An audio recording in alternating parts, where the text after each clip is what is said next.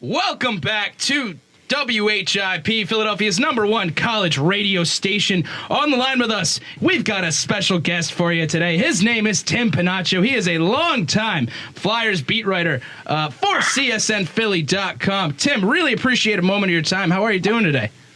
I'm doing pretty good, Zach.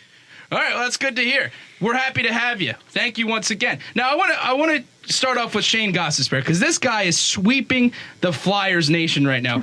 In your most recent article on CSNPhilly.com, you talked about Ken Hitchcock and his comments about Shane Gostisbehere. Quote, and Hitch said, quote, he's like a lot of the other young guys, end quote. Quote, they've got no fear-making plays. They've got no fear at the position. I think in years past, you used to think, well, a guy's got to be 26, 27 before he can be a regular player.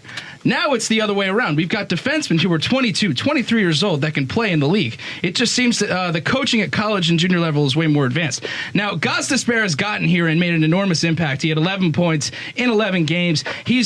Frankly, he's propelled the Flyers to now a winning record. How good is this guy? I think he is the best I've seen in quite a long time. And I thought I talked to him yesterday about Yoni Pickett, and I thought he was pretty good, and when he first came here, but and I thought he was going to have a long career here too, and it turned out not to be the case. What I like about Ghost is that he's unafraid to do anything. Unafraid to try anything out there.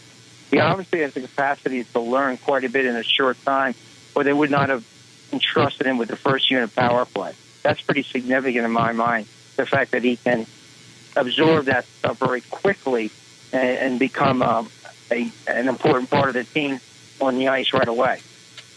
Yeah. He's on the power play now, a phase of the game where, and he's also on 3-on-3. Those are phases of the game where he can use his offensive prowess and his speed and quickness to really excel. Hitch also said, quote, in reference to times where, you used to have more aggressive defensemen, guys who weren't necessarily offensive forces, he said, quote, those times are gone now. Your third pair has to advance the puck as quick as your first pair. The whole game has changed, end quote. Now, it's becoming a faster game where you need defensemen to be active on both sides of the ice.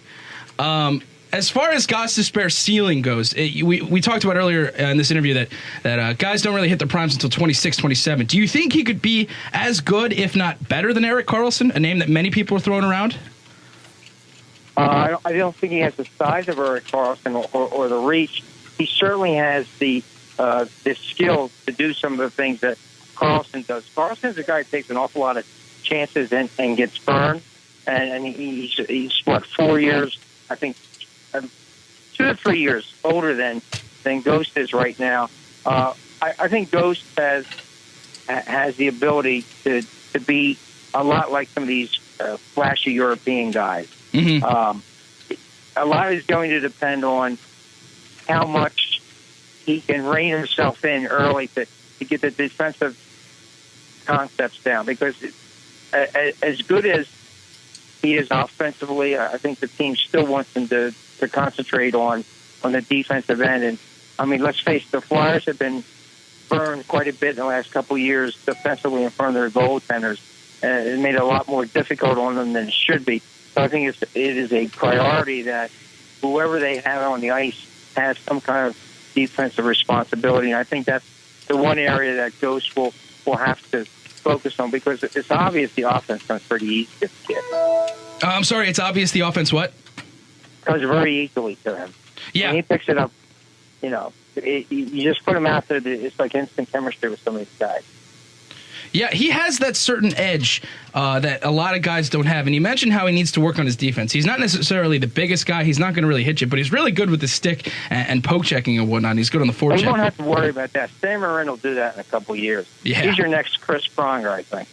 Yeah, Sam Morin, oh baby. I mean, if we just got to hope at this point. He's been a little shaky of late, but hopefully, he learns a little bit more and he continues to make that transition now. Speaking of the defense, a lot of these guys are hurt right now. Do you see any, and speaking of prospects, do you see any window for a guy like Ivan Provorov to maybe come up? No, I don't. you can't bring. I don't think he's in it this year. Right. What you're looking at here is if there's going to be another call, I think it probably would have gone to Mark Alt next. They were very fortunate last night that Ghost didn't get seriously hurt. He just got, I think he was hit in the face with that stick on the follow through. He's also lucky he didn't hit his eye, because we all know that's what essentially ended Chris Pronger's career, was a follow shoot shot from Mikhail Gorbatsky. And what you're going to have now is the problem of who comes in, and who goes out once Mark Streit gets out there. I mean, that's the real issue that's going to face the Flyers in a couple of weeks here. How are they going to resolve this, getting Mark Streit back in and not doing anything with Ghost?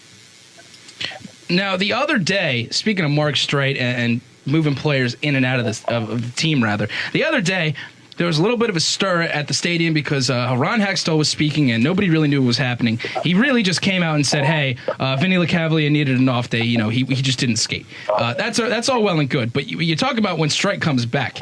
Now, we're entering this phase of the year after 29 games where teams aren't necessarily desperate to make moves yet, but trades can happen. Do you foresee anybody moving on the Flyers? Well, I think a lot will depend on where they are at the deadline. And I believe it's a little bit later this year than it was last season. If they're still in a competitive mode where they feel that they can get into the playoffs, I don't see them losing anybody. But if they feel that they can get themselves in a better cap situation for next season, because remember, they've got Vinny's contract for the next 2 years, and it's pretty obvious right now that they don't want to play Vinny. I think then they would try to do something to move some salary for picks. I mean, the Flyers are not in the position to acquire players right now, and then they haven't been for quite a long time. It's all about picks, draft picks, because they're up against the cap.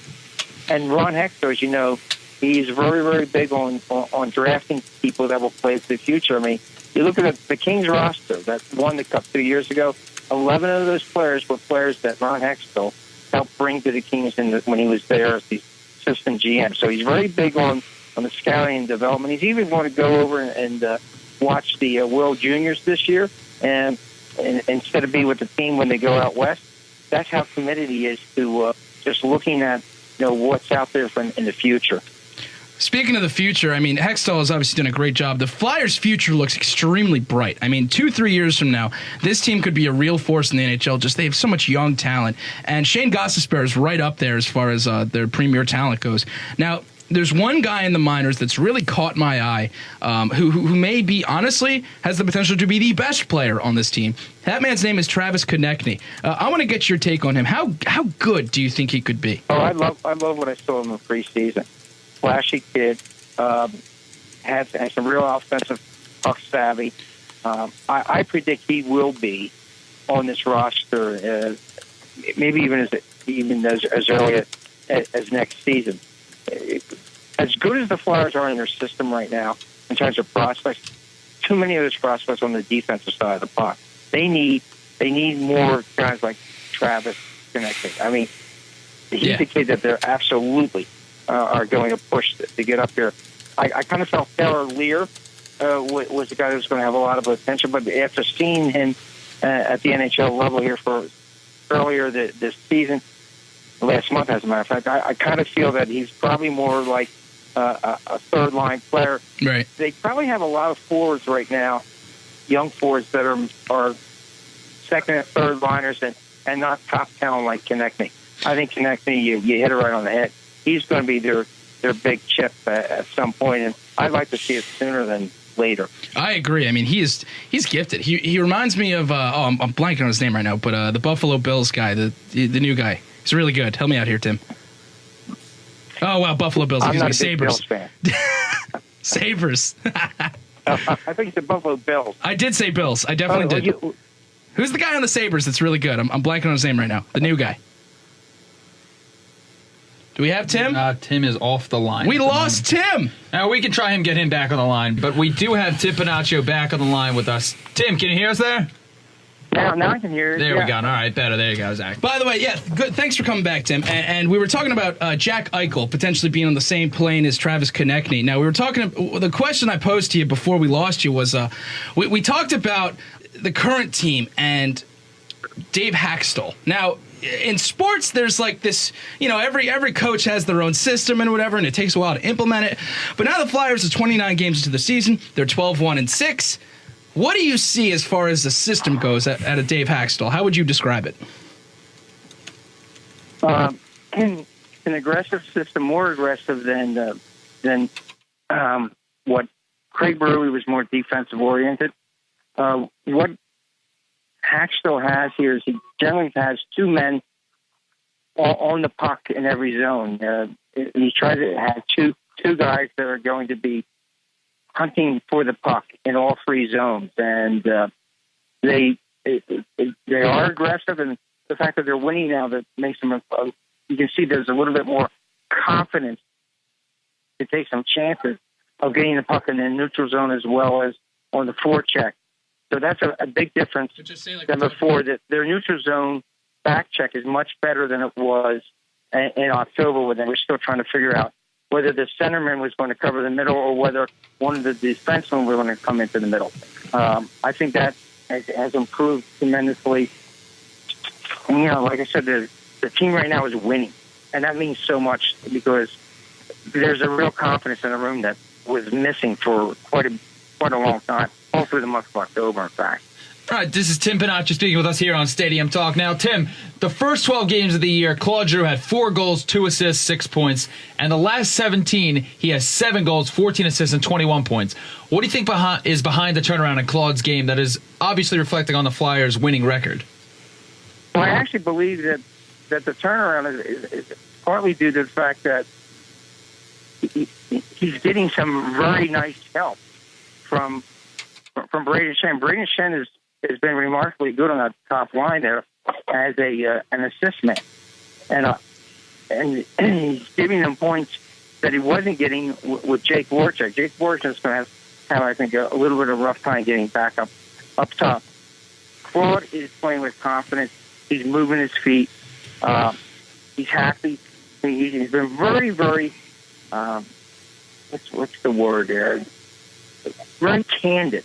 With the media and assessing the team's play from October till now, and he's more or less relishes now being the leader. I think I've said this before that his style as an evolving captain, it's taken him a while to get comfortable in this role, and I think it's starting to show this season. He seems like a very more confident guy when he deals with us and his play on the ice. And when you're winning, it makes all the difference. And right now, they've got that. I saw a stat, Tim, on TV last night that Claude Giroux has the most points in the NHL since the 11-12 season, and it's by a wide margin. It's by like 25 points. I mean, the guy just does so much for your team, and he's so able. He can really do it all. It's remarkable. But I want to transition from Giroux, who's been fantastic, to a guy who's been less fantastic and has not met his expectations. Jake Voracek, what's going on with him? How does he need to get back into his game? Well, he can't do what he did last night. He can't be taking a shot from 40 feet on a semi-breakaway when you've got the time to get a better angle on the goaltender and maybe use some of the moves you have and use a strong wrist and get a better shot on Brian Elliott. I mean, I think he's so anxious right now. He's shooting the puck too quickly. He's still a very good assist guy, but the thing that made Jacob Voracek such a special player last year was he had gotten out of the mentality of passing the puck and started doing a lot more shooting. He's shooting this year, but I don't particularly think that some of the shots are the kind of percentage shots that we would normally see from Jacob Voracek. Yeah, he'll probably have a Giroux transition where he'll just find it and get it and have it by the end of the season. We're talking with Tim Panaccio of CSN Philly. He was kind enough to give us a few minutes of his time. Tim, we know you got to check into your hotel. Just one last question for you: what's your go-to Italian wine? My what? Your go-to Italian wine. wine would be any kind of Perel or Barbaresco. Anything in that grape variety would be it. Perel or Barbaresco, you heard it first here on WHIP, Philadelphia's #1 college radio station. Tim, we know you're a busy guy. Thanks so much for your time today. Really appreciate it. Take care, Zach. Take care, Tim.